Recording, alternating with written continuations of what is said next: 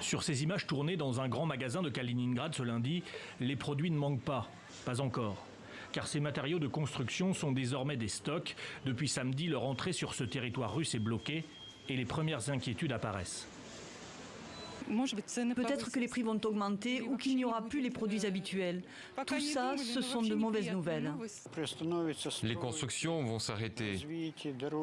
Celle des routes, par exemple. Ça va devenir de pire en pire.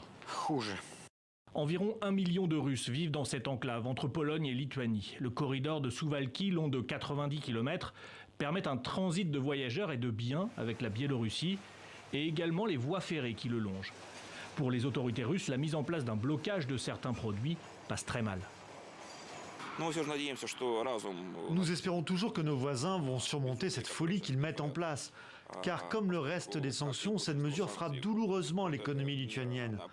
N'oublions pas que nos voisins gagnent beaucoup d'argent sur le transit de Kaliningrad.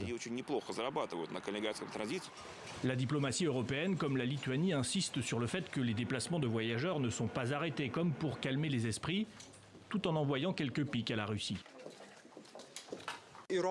C'est assez ironique d'entendre des critiques à propos de violations de traités internationaux de la part de ce pays, car je ne sais pas si un seul traité international reste inviolé aujourd'hui.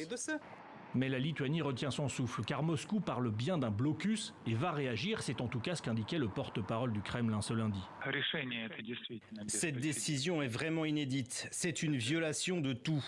Nous comprenons que c'est lié à la décision de l'Union européenne d'étendre les sanctions au transit. Nous considérons cela comme illégal. Les autorités russes auraient affrété des navires marchands pour continuer d'approvisionner l'enclave via les ports en passant par la mer Baltique. Les Russes qui n'hésitent jamais d'ailleurs à communiquer sur leurs exercices militaires sur cette mer Baltique, comme ici début juin. Kaliningrad est le siège de la flotte russe dans la région.